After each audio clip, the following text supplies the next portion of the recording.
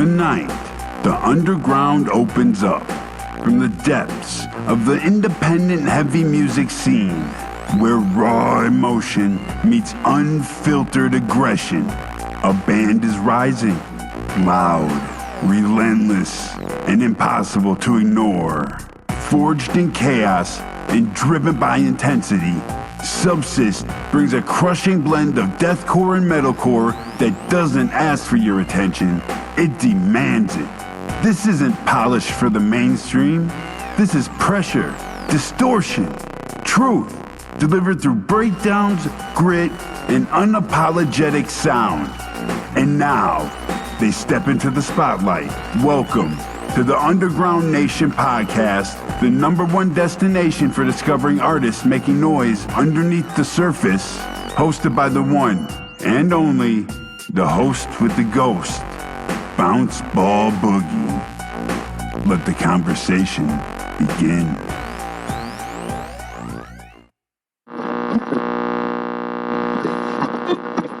Welcome back to the Underground Nation podcast, where we keep it raw, unfiltered, and real. Your host with the ghost, BounceBallBoogie. Holding it down for the underground. Today we're diving deep into the brutal heart of Chicago's underground with a band that refuses to compromise on heaviness. They've been tearing into the scene with relentless force, blending deathcore, metalcore, and to jet into something unapologetically crushing, with tracks like Death Wage and a melodic gift to proving the underground is alive, ferocious, and unapologetically raw. Family, give it up for the one and only Subcyst. How's it going, dude? What's up, man? That was an awesome intro. That was great. Did I say the name of that right? Malignant Gift? A malignant gift, yes. Perfect. I hope that. I have dyslexia, and sometimes the words go, and I was like, ooh, I think I got it. I don't know if you saw me, I think I got it. Awesome. Right. Well, guys, thank you so much for taking the time from your busy-ass schedule to be with us tonight. You guys are amazing. Please introduce yourselves one by one. I'm Rich. I play guitar. My name's Javier, and I do the screamy scream vocal monster noises. Everyone loves the monster noises. Right. Try to get people involved and yell at them, tell them to push each other, stuff like that. Yes. Yeah, so demanding you are. Sheesh. Right. But don't worry, we want to jump. We want to. Just tell us what to do, man. That's what we hope, you know, when the crowd gets involved, that's when we get real excited, you know? Oh, yeah. Oh, we're excited already with music like y'all are producing. Like I was telling y'all off recording, like this was a fun research. Like y'all go fucking deep. And the fucking music that I was hearing, it was just amazing. I did not expect it. When I started diving in, I was like, dude, this is getting better and better. The more I listen, the more I read, I get more intrigued. I'm like, wow, man. Awesome. Well, thank you so much. I'm glad that you're enjoying it. It's really good to hear, especially because, you know, being so heavy when we show new people our music, a lot of times it's like, what did you say? What is the guitar doing? What's the drums doing? I'm like, okay, you don't get it, but you seem to get it. I hope I get it. I feel like I'm probably just scraping the surface. I probably just stuck my finger in. I'm sure there's way more. Oh, yeah, we have a lot coming. Yeah. I told you. Well, take us back. I mean, how did Subcyst form, and what was the spark that made you all come together in Chicago's underground? Javier, I'll start with you. Okay, so me and Rich used to be in a band years ago.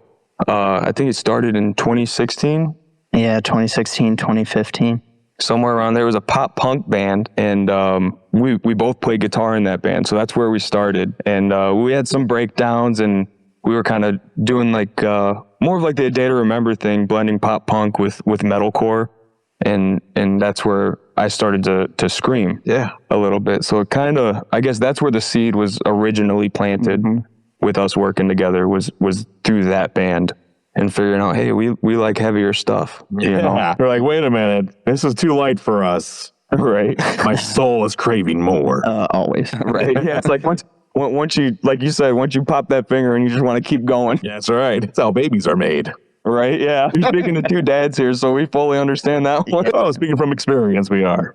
Right. Well, that's awesome. So we left that band and said, dude, let's make a monster that's way heavier and angrier than this. Was that band sad and mad? Was there any animosity there? No, it was more so that band was called Came Out Swinging, and it was a female vocalist. Oh. So it was like Paramore mixed with A Day to Remember. Okay. And we had one vocalist. I honestly forgot why she left. And then our second one, she ended up moving.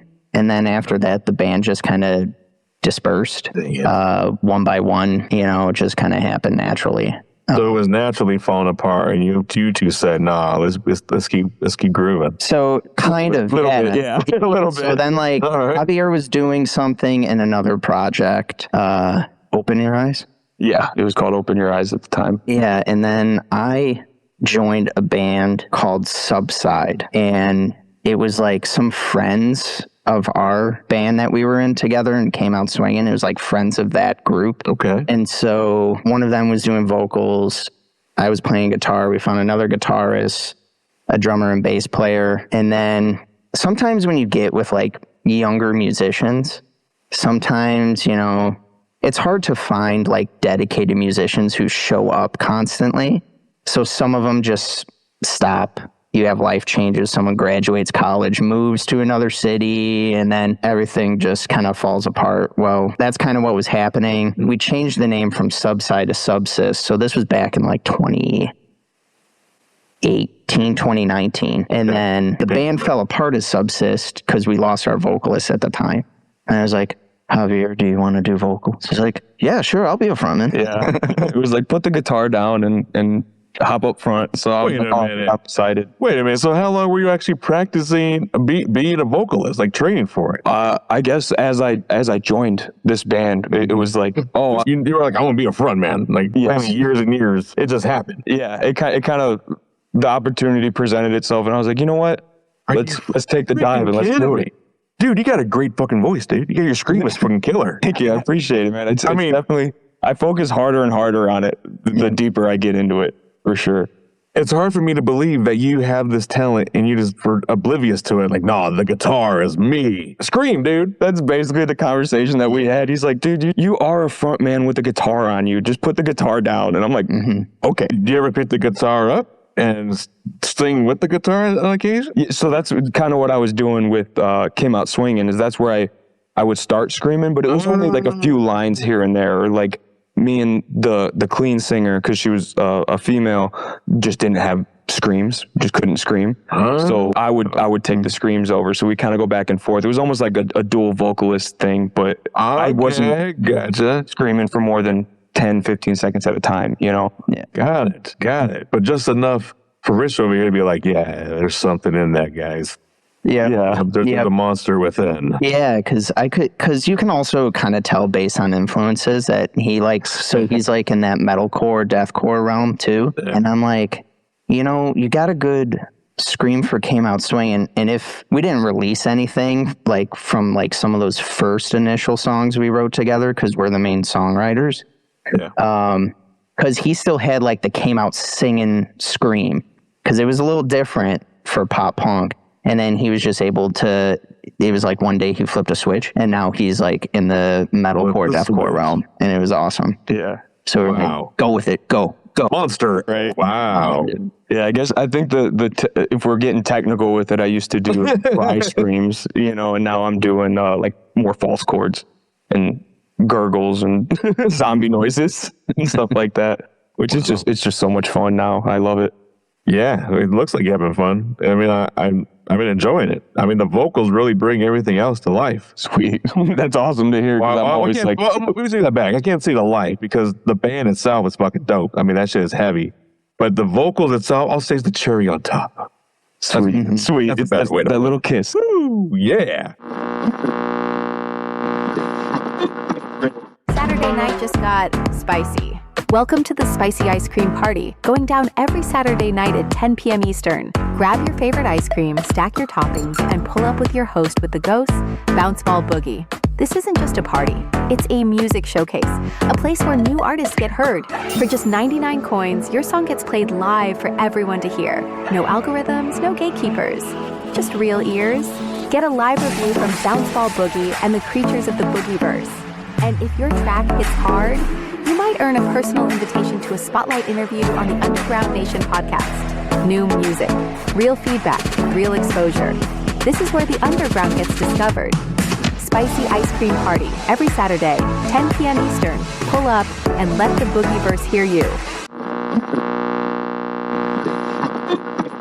Your sound has been described as no polish, no compromise. What does that philosophy mean to you creatively and personally? No polish, no compromise. I think it's just we do it how we want to play it, and that's just kind of how it's been, because everything we've done is released, produced, and mixed in-house. So Javier does most of it. In-house? Yes. So Javier does all the mixing.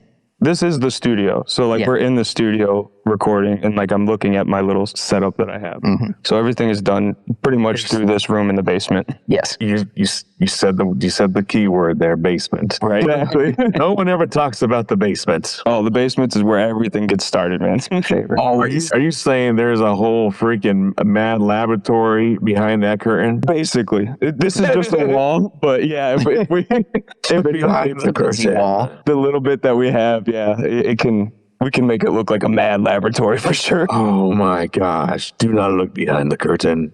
Right. You'll be traumatized. Right. You will be, because you'll see guitars on the floor and be like, what are you doing? No, I'm joking. Not my guitars. Yeah, no. Babies, pick them up. But yeah, I think a lot of that no polish term kind of comes from just learning everything ourselves, and the no compromise is we do a lot of it off of feel. Mm-hmm. And not necessarily going after the big sound right now. You know what I'm saying? So we see a lot of things start happening because we have tried to introduce some of those elements in our songs before, with the DJ scratches in Death Wage. Mm-hmm. That happened on accident, and then we're like, oh, there's a lot of bands doing it. Maybe let's just keep it and do it. But it was more it happened on accident. It felt right. Let's keep doing it, So the universe is part of the band too. That's awesome. A little bit, yeah. We let the gravity kind of pull in and just see where things start going, for sure. Mm-hmm. Well, that is awesome. So this whole do-it-yourself attitude here, was this from schooling or all self-taught? It would be all self-taught. I've done, a couple courses just through YouTube and URL. YouTube University graduate here. Exactly. Pretty much. You can learn everything on YouTube. Anything that you got to find. It's I use YouTube pretty much as a Google now. Yeah. I don't go to Google to find answers. I go to YouTube, which is funny. Yeah, it's turned into a whole search engine. Yeah. So kind of just piecing everything together from that. And I think we're approaching the 10-year mark of working together with me and him. So it's kind of, it's been a long learning process for sure. Wow. So this has been a journey to get to this sound we're hearing today. Yeah. Wow. Incredible. Can I learn what role does Chicago's metal scene play in shaping your band's identity? So we had initial members that were from Chicago, and we have one that's from one of the suburbs of Chicago right now. He's our current drummer.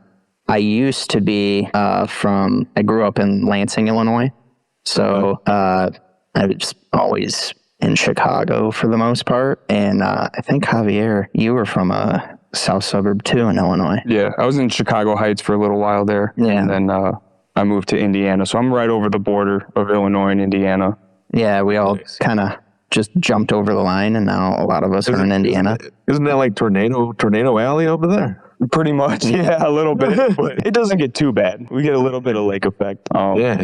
I remember I had a friend over there who lost their freaking roof to their house and something from a tornado, and they were dealing with the insurance company trying to get them to pay out to fix the roof that flew out in the tornado. And I was like, I'm sure they're overloaded with everyone else that's complaining about their missing roofs. Fortunately, there's a lot of guys out here. They know what they're doing, so it seems like they're keeping the roofs down right now. So there you go.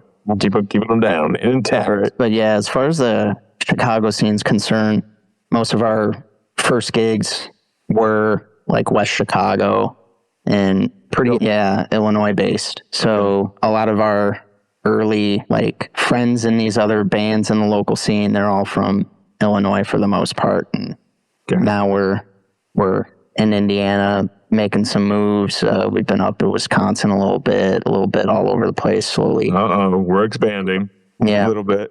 throughout the Midwest. So Nice. Yeah, it made it weird to say that, like, to pick a hometown, and it was just like Chicago is a half hour away, from us. We're like, that's where we gather, that's where we're playing our shows. So like when we're out of town, we don't tell people like, oh, from Lowell, Indiana, or Cedar Lake, Indiana. Like people don't know that, So it's just like, we're from Chicago, Yeah, makes sense. I totally get it. This is like me here in Denver. I am literally in Denver, but there's others that refuse to represent the sub areas. It's just Denver. I claim Denver. Makes sense. I get it. Yeah. But can you guys walk me through, or I say walk us through, right? Underground Nation. Walk us through the writing of Death Wage. What message or emotion were you all channeling there? Well, a lot of frustration. Yeah. Hopefully none of my coworkers see this podcast. But Right? Yeah, that's exactly what's going to happen now. I forgot what happened at work. But I was just so upset because I've been trying to buy a house and this market just sucks. So I'm a civil engineer as my day job. And it's hard just getting a house, even when you're working as a civil engineer on your own, even in Indiana. So I was just fuming at work one day because I just kept getting handed some nonsense at work for some reason or other. But so then I took a break, and within like 15, 20 minutes, I had lyrics for a full song, and I was sending them to Javier. So I was like, we need to do something with this. And then we met up at his house probably like a week or two later, and I'm like, okay, I kind of have an idea for guitars. And then we like refine it together. Some lyrics are a little too long, compact it a little bit. Javier sprinkles in some stuff, and then boom, now you have a song. Yeah, that one actually came together really fast. That was probably the fastest that we've written a song, had it ready to go, and like we can release it. And by the time we were done with it, we are like, oh, it's time. Let's do it. This is sweet. So that was probably one of my favorite songs to work on, just because everything came together. It was just like that whole feel of everything feels right, like let's just keep doing it, and like nothing felt like a wrong choice. Nothing was a battle, or we didn't get stuck anywhere. It all went really smooth. It was a turning point for this band, I feel like. Absolutely. That's awesome. This summer, it's all about how you show up. Clean, bold, confident. Every angle built to stand out. Two-piece energy, made to turn heads. Details that hit, front to back. One piece, two-piece, up to 5X. Made for real bodies, real confidence. No distractions, no extras. Just the look and how it makes you feel. Only $34.99. Step into your moment. Make a splash. Own the pool.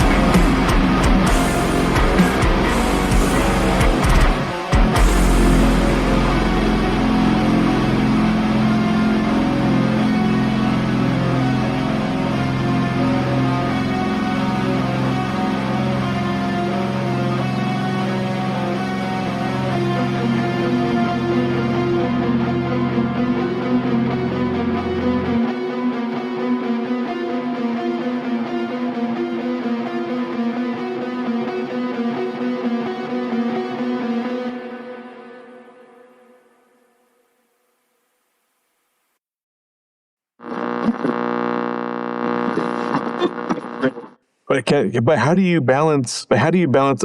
Aggression and technicality in your songwriting? I honestly don't know. It's just a natural what it is, and like Just ride the wave, man. yeah, Ride the wave. because there's two different approaches, and so rarely have lyrics came before the instrumentals. For that song, it was lyrics before instrumentals.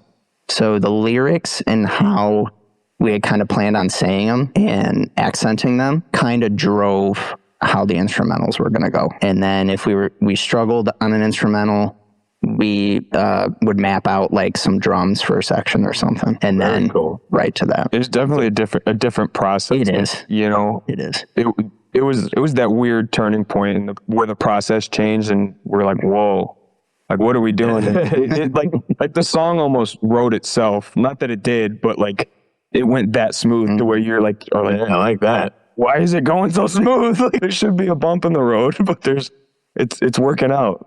Yeah. Do you feel that was just one of those moments where time around you and everything happening just stopped and y'all were just locked in the zone, and all of a sudden y'all came to and it was like, dang, how did we do that? Personally, for me, it was all about a message that I think a lot of people, especially a younger generation, are feeling. I don't think it's exclusive to any type of job. So Javier's blue collar, he does roofing, and that song means something to him is blue collar. The song means something to me is white collar. So I think it's just something for a generation of people facing something that maybe not necessarily their parents had to face. And it's not to play a victim mentality. It's just we're in a different world, and it's changing exponentially faster than previous generations had to face change. So it's just kind of crazy. You know, we've seen technology just ramp up like crazy. And it's all tied together, all of this stuff, man.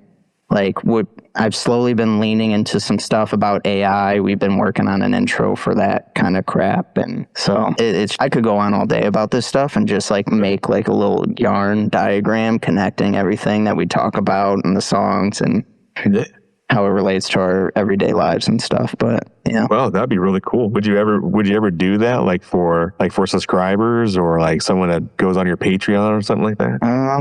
I mean, something to think about for sure. Yeah. I mean, I just if there's that sounds really yeah, right. There's people that interested. Right. Yeah. We have to keep telling ourselves. I was that. getting interested. I mean, just like I said, just putting these questions together. I feel like I did an extraordinary job putting these questions together just because of how intrigued I was by learning about you. And I didn't expect that. It just happened. And if it's happened just to me, and I know that I do it for kind of my profession, but imagine the everyday reader. I try to put myself in their shoes. Right. And I greatly appreciate that about you, because I think that's one thing that's hidden in metal or kind of brushed aside is lyrics.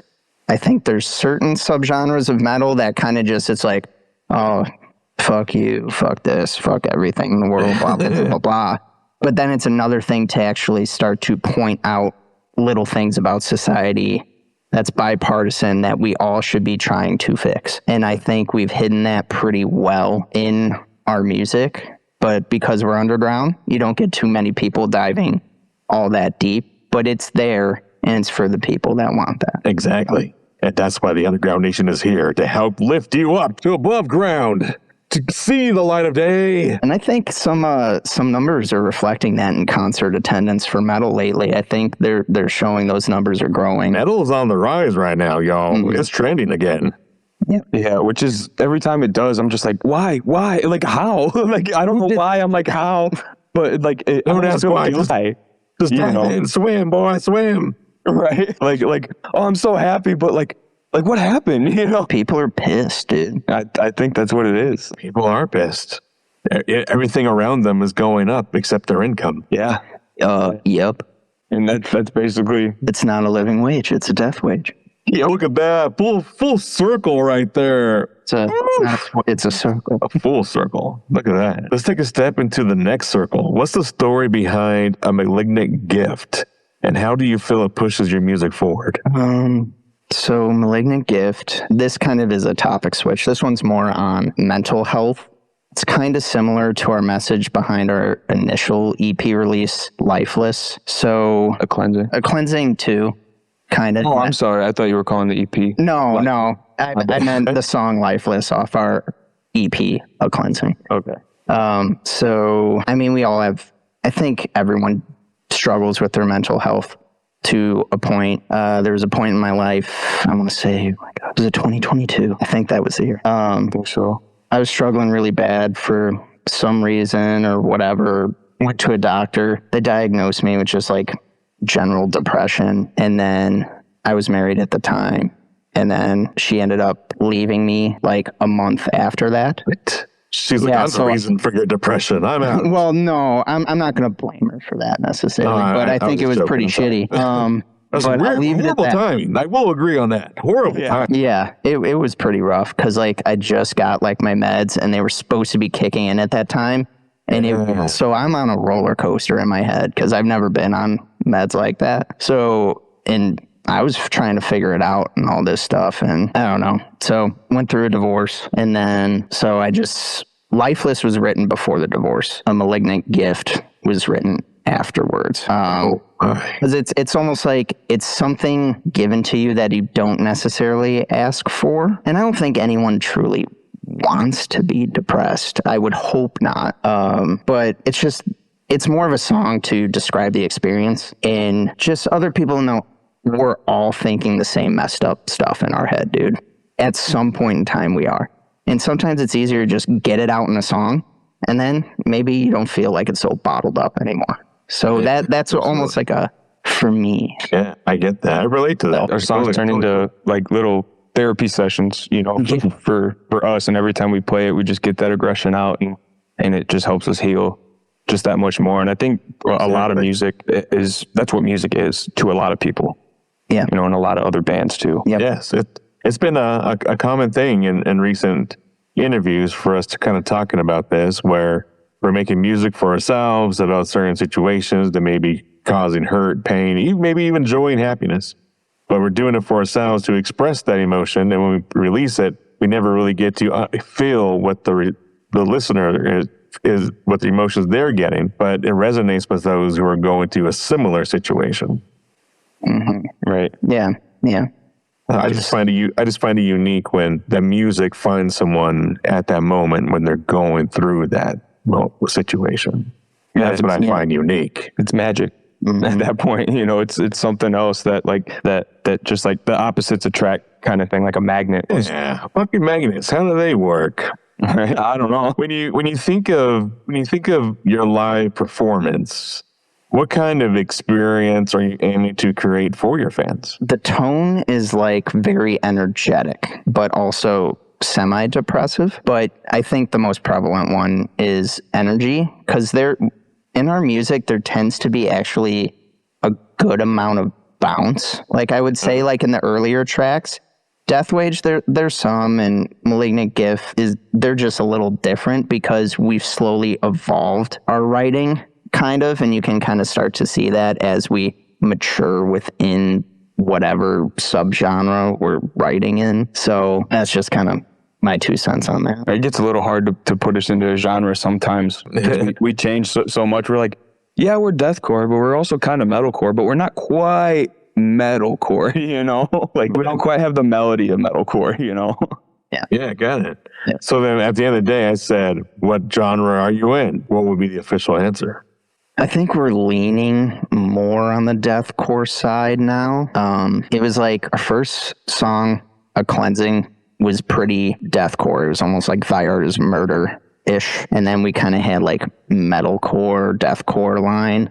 And now I think we're going back towards deathcore, but with more like gent elements are starting to be introduced. Yeah, and as the genre of slam is like evolving, like that's also kind of what we're starting to hear. People like, dude, you guys are so slammy, and I'm like, is that the term? Like, are we slammy? Like, slammy. I like that. I like that. But it sounds like you're walking a line here, deathcore, metalcore. In your opinion, what's the most misunderstood thing about the deathcore, metalcore genre? I think the most misunderstood thing is that it's not just noise. Like, yes, it's noise, but like that it's so much more than what scratches the surface and what you get at face value when you start diving into it. Like, I had somebody at work the other day, they saw a TikTok pop up on their phone and they're like, hey, it's you. They're like, I didn't understand a word you said. And they're almost kind of like trying to poke at me or whatever. And they'll go, what did you say? What did you say? And as if I didn't have lyrics there. And I told them what I said. And it was the line from, it's clergy. The sins of the fathers are passed down to the sons. And the look on their face was just like, oh, like you are saying something meaningful. And like they almost like felt like an asshole for trying to make fun of me for it. And they're like, oh, it all clicked to them that it's not just me screaming into the microphone. It's all the frustration and anger and everything that's built up that makes this thing that we call deathcore or Subcyst, Yeah, so that's very cool. With that said, how do you handle criticism from people who don't get it, who don't get your sound? Cool. Just is what it is. You're gonna have haters. Water off a duck's back. Right. I always say, I'm always like, yeah, it's not for you. You don't get it. I'm like, you just don't get it. And then they're like almost offended that they don't get it. What's there to get? And I'm like, yeah, keep asking. Yeah, it's obvious. Right. Yeah. So I think there's an element to that, and like the criticism and haters. I think there's a lot of just people that don't realize what they're doing, especially like as they're commenting on videos and commenting on posts and things like that. Like somebody had left a comment about our song Death Wage on the video and said something about our production just sounds like everybody else's production and that this is so cookie cutter. And my response to it was, I was like, oh, I'm sorry that you think that way. But then I listed out like exactly how we ran our amplifiers and recorded our amplifiers and like how I'm blending two different cabinet signals together. And I was like, it really is a lot more than you're seeing. And then they ended up commenting back and like, that's not what I meant. I feel like an asshole now. Like, that's not what I meant. The song is good. I'm just tired of hearing the same thing. I'm like, I don't think it's the same thing.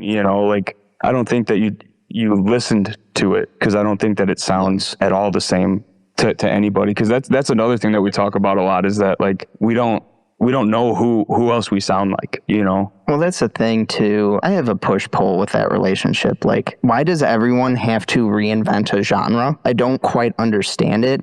Like, I've heard so much stadium country music and people keep eating it up 24/7.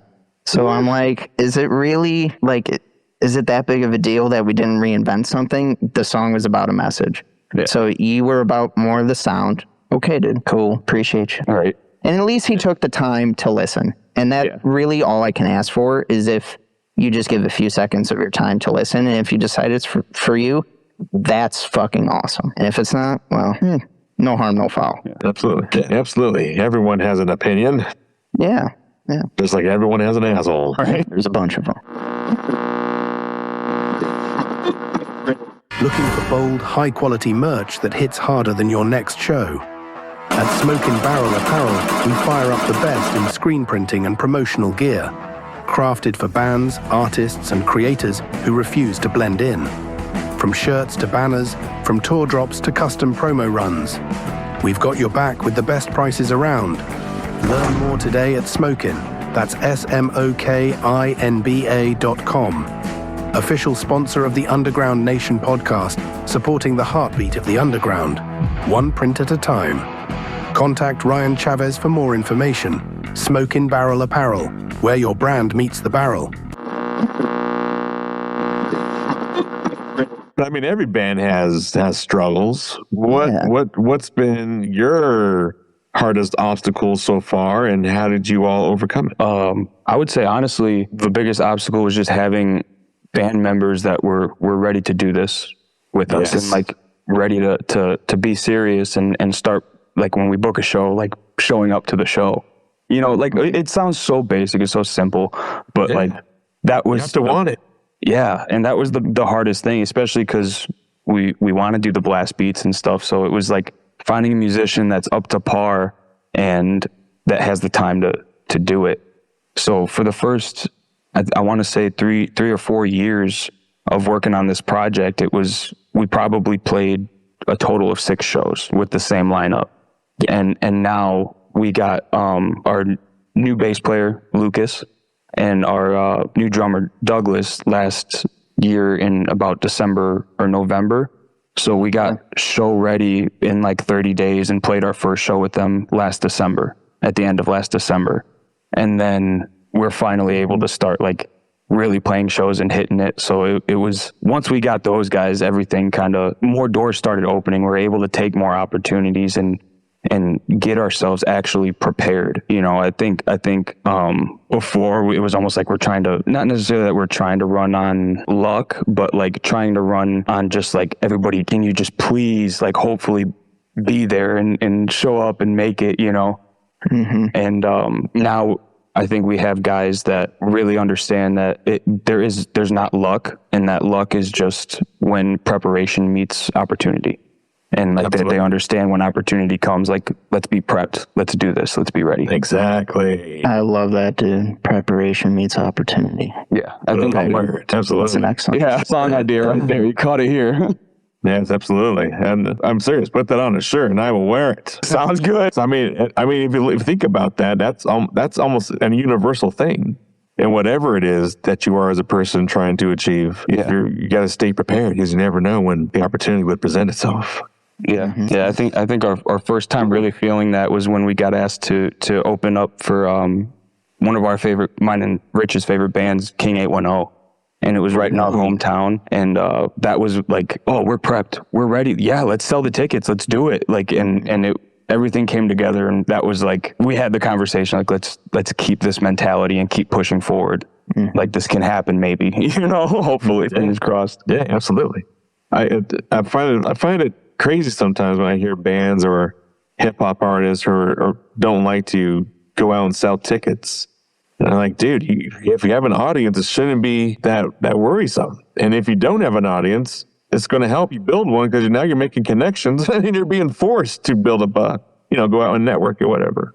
Yeah. Mm-hmm. And 9 times out of 10, I find that just like going to the mall and just like going to Hot Topic and looking for people that look like metalheads that might want to come to the local show that King 810 is going to, like, they'll buy a ticket for $15. You know, like they want to go to those shows. They just might not know about it, you know? So like, that's the best way. So I definitely, I hear the same thing, that bands don't want to sell tickets and things like that. I'm like, that's how you do it. You're not a rock star yet there, buddy. Yeah. You're The name on the marquee doesn't sell it yet, you know? You're on the path, but not there Be yet. humble. Yeah, exactly. Sit down. Right? A little bit of Kendrick. I don't think he caught that one. I don't listen to too much rap. I have a jukebox in my brain, and as soon as I hear keywords, I just hear the song in my head. Right. I'm the same way. I just blurt it out. But what's the creative dynamic between the band members? Do you fight more or vibe more? I'd say it's a lot more of a vibe for sure, especially now that we're pretty much all on the same page and like, okay, like let's just make this happen. Yeah. You know, it's getting the new guys when you have fresh blood come in the band. I feel like it's just that just sparks something else. You know, it re-inspired me even, and like re-excited me to like come back to practice. You know, we practice every week. Right. We get together all the time. So it was like, okay, let's keep going. You know, it was almost like the first practice all over again. Yeah, absolutely. When we see the fire in their eyes, and they're just as or more excited than you are, and they hold up, let me get some coffee. Let's go. That's awesome. It's almost like they're now at the point where it's like, oh, okay, we all can hold each other accountable now. You know, like that's great. Got to have your accountability partner. Oh yeah, absolutely. He's mine. vice versa. Right. Very cool. So, I mean, is there any, I know you guys said you're kind of planning or actively doing an expansion throughout the Midwest. Has there been any talks of forming a tour or joining a tour? Well, we're trying to do maybe a couple weekenders coming up. It's a matter of finding like certain bands that we want to ask, because how it's going to be for us right now is we have venue contacts, but then they'll probably ask us to build the bill. So then we have to be familiar with that region's local artists, how they do, because if we just start to go into a new territory, and then we could end up shooting ourselves in the foot, because then the only people that are listening are other bands, which isn't necessarily a horrible thing, because we're used to that.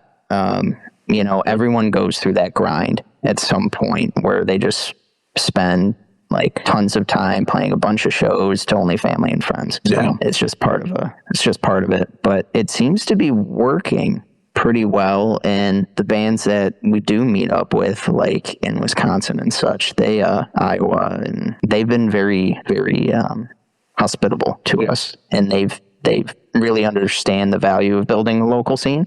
And it seems more prevalent in certain communities versus others. So we've been learning that as we've been branching out more and more. That's awesome. So we've definitely been talking about tours and going back to a couple places that we've already hit. So hopefully something will get put together very soon. Yeah, that'd be really cool. Would you ever consider like putting some money together and buying a slot on a tour that's already planned out and mapped out with a headliner? I think I would consider it. I guess it would just depend on who it is. Timing. Yeah, basically. Yeah. You know, like I've been told before, cause I've gotten offered in a previous band to buy onto a tour, and somebody had actually kind of told me against it, because they're like, well, then you will always be the buy-on band. It's hard to get past being the buy-on band. So like, that has been in my head. I haven't had the offer since, you know, so I'm like, I don't know. Get that out of your head, man. I mean, think about it. You're going into new territory with someone else that's already kind of mapped it out for y'all. So you're already kind of took that out of your workload. But I mean, this gives you the whole new listeners. And for someone to say that is just crazy to me, because how do you think that headlining band got there? They went through a similar situation. And see, this goes back again to the plan. There's no plan in place. There has to be a plan. If we're just throwing money at things that we think is right at the time, I mean, that's when bands get burnt out and frustrated, because they're not getting the results they wanted. But if we map out what our actual goal is, what do we all want to achieve, and we're in agreement, now we just got to map it out to get there. Talk about the unforeseen risks, those, you know, the uncomfortable conversations don't want to talk about, like, what if this happens? How do we pivot?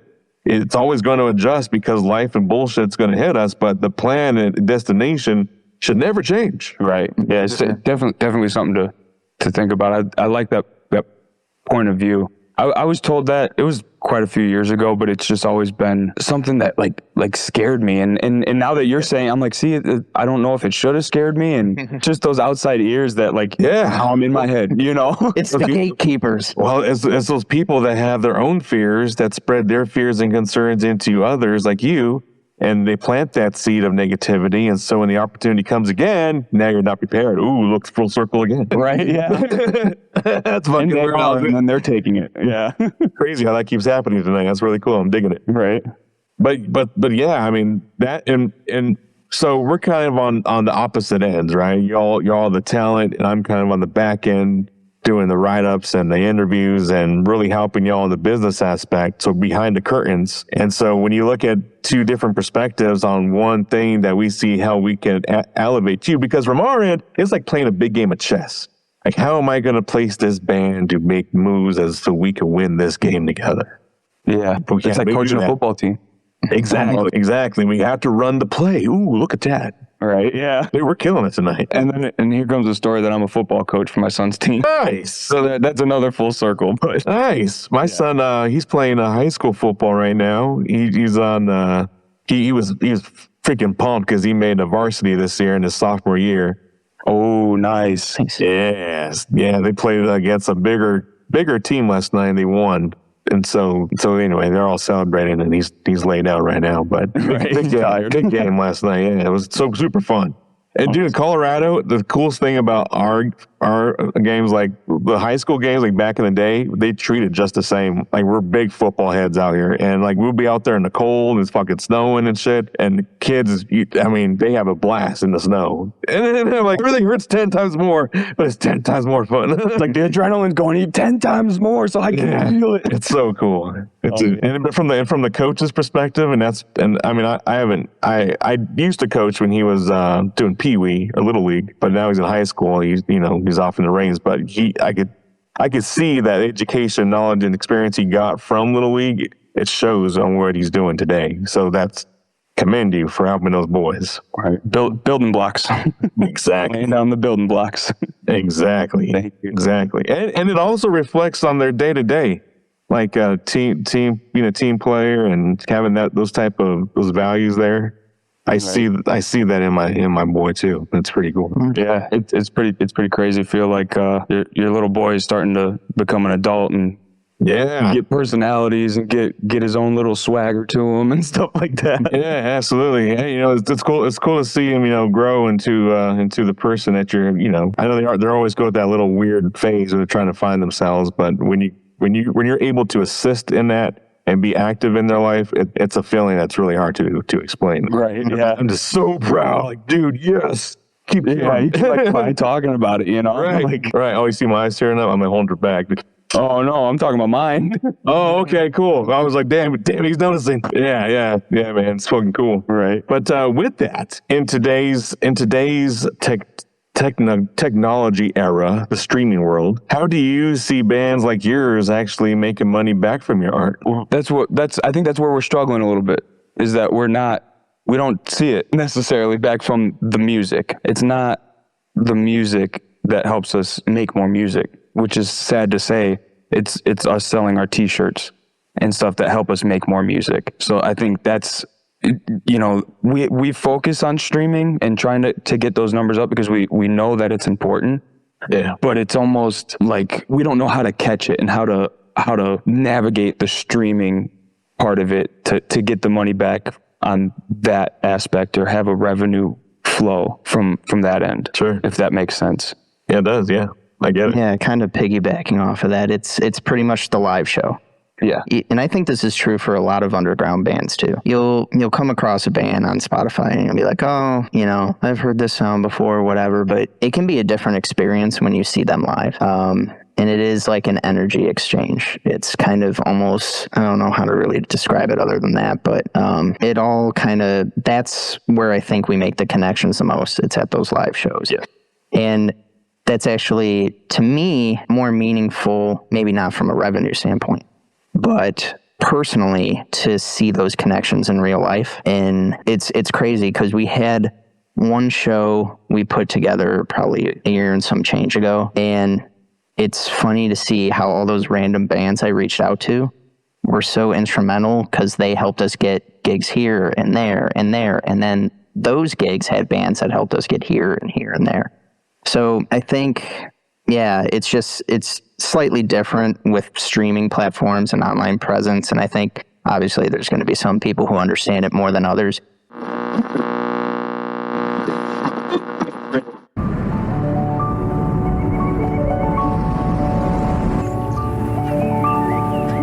Hello, you. Hello, new. Hello, early. Hello, pump, push. Hello, energy, effort. Hello, movement. Hello, goals and real swole, the best you've ever looked. Hello, PRs and PBs. Goodbye, couch sitting and TV, or tired and groggy, lackluster and foggy. Instead, say hello to a new version of you.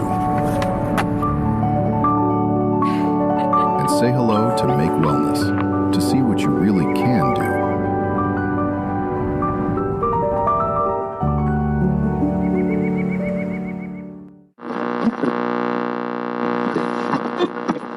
And it depends on the bands too, because I see a lot of bands that have good streaming numbers, but they are not the best, but they are like meme bands. They've got their streams because they're in this world where you're pursuing that TikTok moment, that Instagram reel, that all that stuff. And we obviously got to try to play that too. Kind of, we've done it with Death Wage because there's like a Will Ferrell quote in there near the beginning. The Anchorman quote. Yeah, from Anchorman too. And like we get it.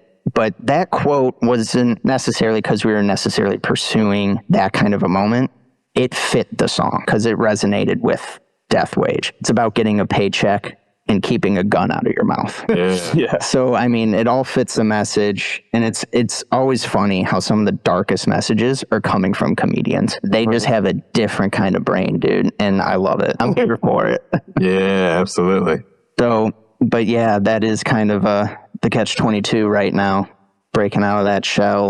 But it's weird, you know, because it seems like even though at the moment the online listeners might not be as big as some other bands, they are there and they are engaged. So, and that's what you want. You don't want these fake bot accounts. You don't want to, at the end of the day, some of them aren't just numbers.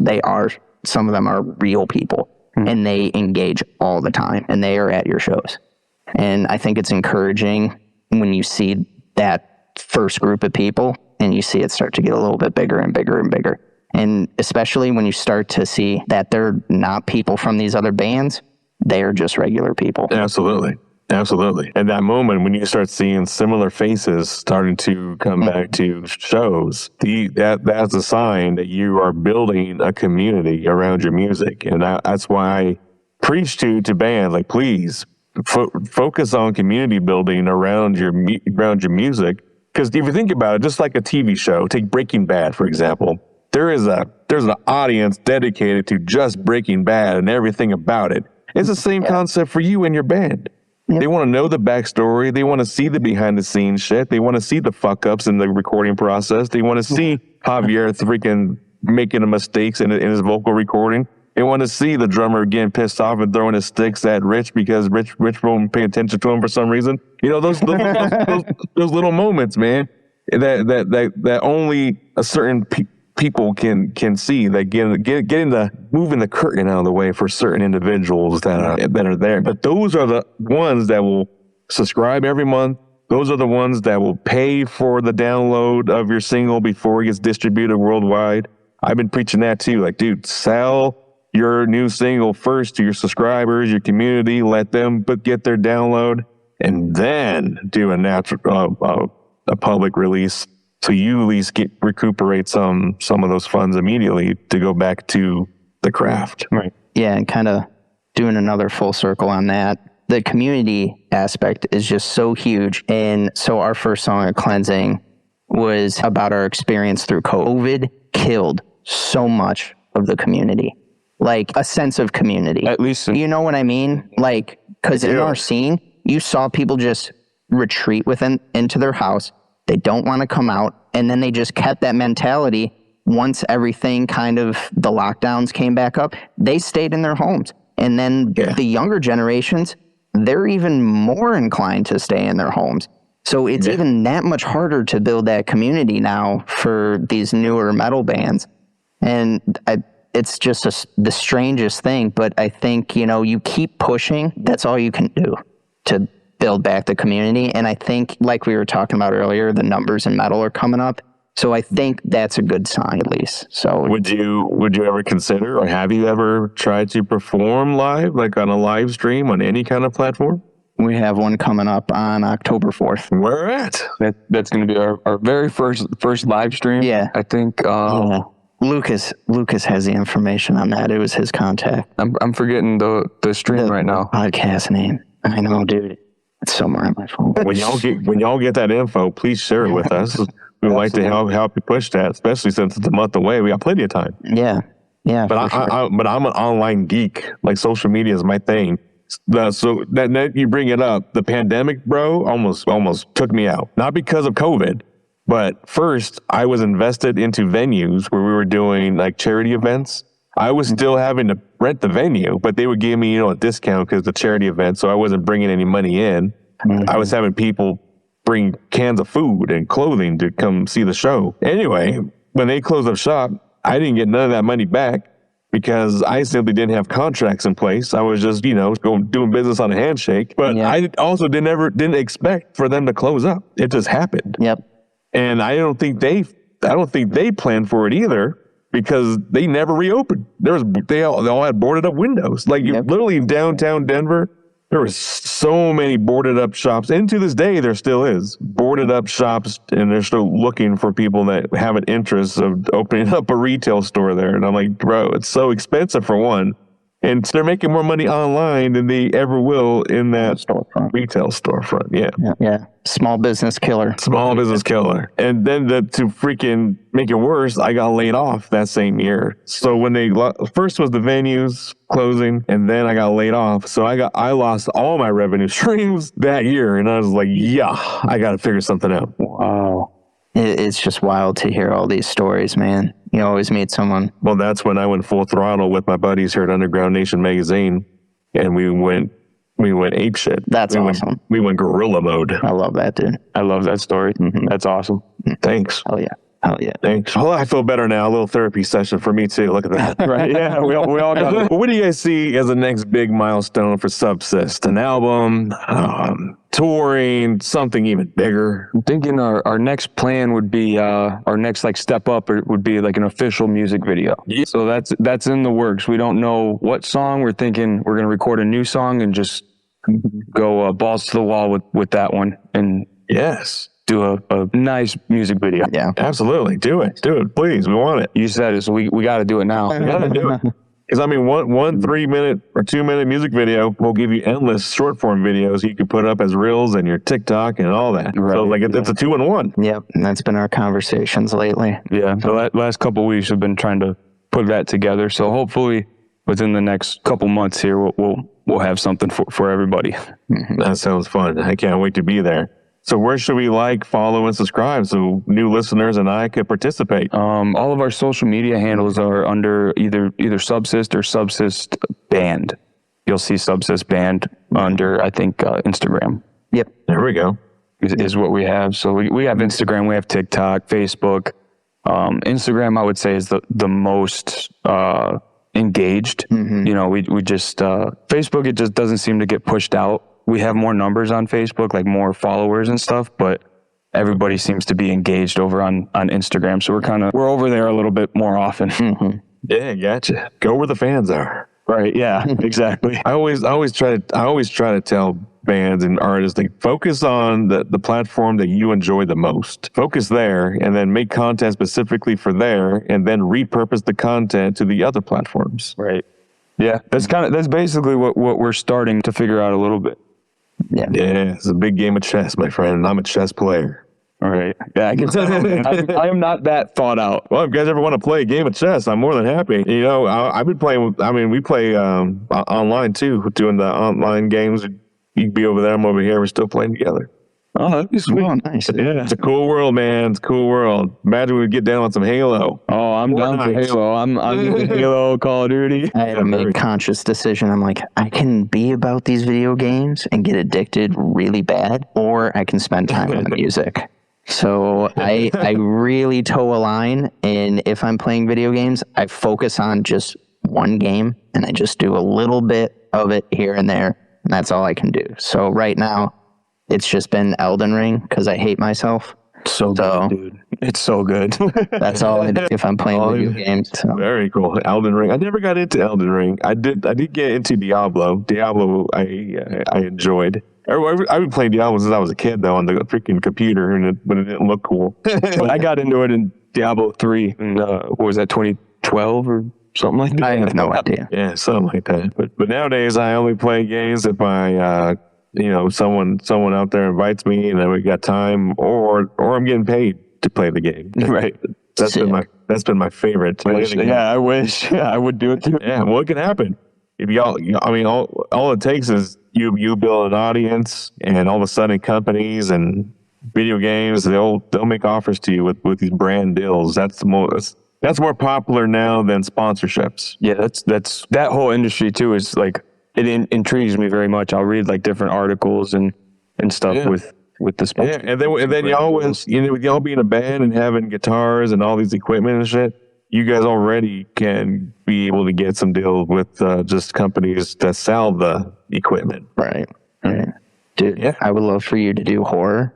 And then they're like, Javier can't do falsetto. And then I'm like, oh my goodness, Javier does falsetto. Very cool. Well, guys, before we close out, I want to give you all the floor. Subcyst, what advice would you give to your fans, the ones riding with you in the pit, and to new listeners who are just discovering you for the first time tonight? Drop some wisdom, well wishes, and tell them why they should stick with you on this journey. I would say because our band's always learning and improving, and we like to engage with everyone in our scene, and we are, at the end of the day, we are about a community and about letting voices be heard that sometimes go unheard. Yeah, big time. And then, life is going to get hard. Life is going to get you down. Just keep that head up, keep trucking through, and, just don't be afraid to reach out to people around you. The guys that are around you, like him and the other guys that we have in this band are very important, not just, in this band and as a band, but in my life. Like these guys are my support system. So don't be afraid to ever talk to anybody. It's very important to have those friends and keep that head up, keep pushing forward. Yeah. Very well said. Well, that's a wrap on this heavy session with Subcyst, straight out of Chicago. Bring the uncompromising weight. Family, make sure you like, follow, and subscribe to Subcyst on all their platforms, at Subcyst or at Subcyst Band. Don't forget to tap into the Underground Nation. Visit www.underground-nation.com. And you can also search Underground Nation Podcast on all your favorite platforms. Drop us a review, take a snapshot, and send it over, and we'll give you a shout-out on a future episode. Until next time, this is your host with the ghost, BounceBallBoogie, signing out. Stay loud, stay loyal, and keep the underground alive. Thank you, Subcyst. Thank you, man. Thank you. Appreciate you.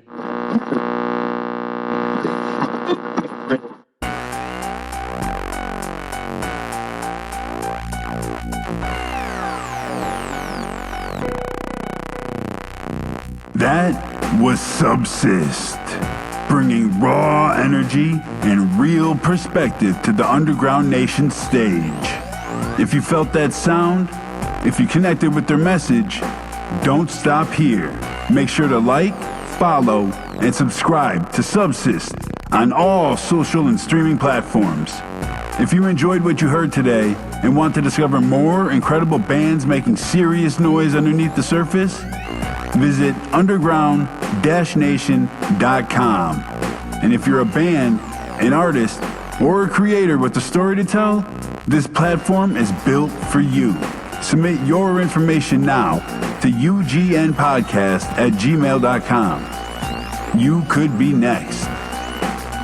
Until next time, stay loud, stay real, and keep your ears tuned to the underground.